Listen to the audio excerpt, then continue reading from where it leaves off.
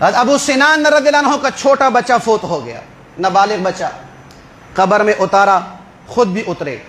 اب باہر نکالنے کے لیے ابو طلحہ خولانی رضی اللہ عنہ نے ہاتھ پکڑا، نکال کے باہر نکالا، کہا تم ایک حضور کی حدیث سناؤں؟ سبحان اللہ، میں قربان صحابہ پر جاؤں کہ وہ اپنے زندگی کے دنیا کے ہر مسئلے میرے نبی کے فرمان سے حل کرتے تھے۔ آج ہم دادروں کے پیچھے پڑے ہوئے ہیں، بابا قائد اعظم کے پیچھے پڑے ہوئے ہیں، کبھی بابا قائد اعظم ہمارا سارا مسئلہ حل کرے گا، ڈالر ہمارے مسئلے حل کریں گے؟ نہیں، اللہ کی قسم، میرے نبی کا فرمان مسئلہ حل کرے گا، اس فرمان پہ عمل مسئلہ حل کرے گا۔ جی سناؤ؟ کہ میں نے حضور نبی کریم صلی اللہ علیہ وسلم سے سنا، آپ نے فرمایا کہ جب کسی کا معصوم بچہ فوت ہو جاتا ہے، اللہ جل شانہ اسرائیل سے کہتے ہیں، اے اسرائیل، تو نے میرے بندے کے جگر کا ٹکڑا لیا ہے، اس کی آنکھوں کی ٹھنڈک اور دل کا قرار لیا ہے، میرے بندے نے کیا کہا ہے؟ میرے بندے نے کیا کہا ہے؟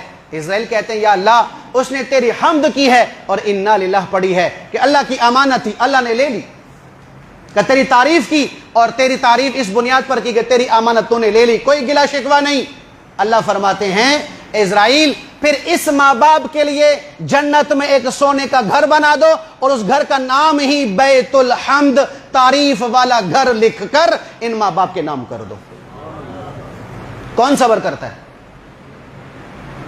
کتنا بڑا اجر مل رہا،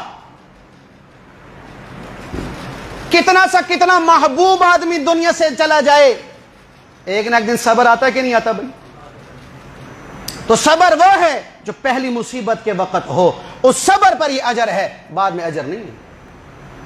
تو دنیا میں بھی ہم رو دھو کر نقصان کر رہے ہوتے ہیں اور آخرت کا بھی اپنا نقصان کر رہے ہوتے ہیں۔ اس لیے گزارش یہ ہے کہ مصیبت آئے گی لیکن طاقت سے زیادہ نہیں ہوگی، اس پر کرنا کیا ہے؟ اللہ کا فرمان، نبی کا فرمان، اس کا حل، پہلا حل صبر ہے۔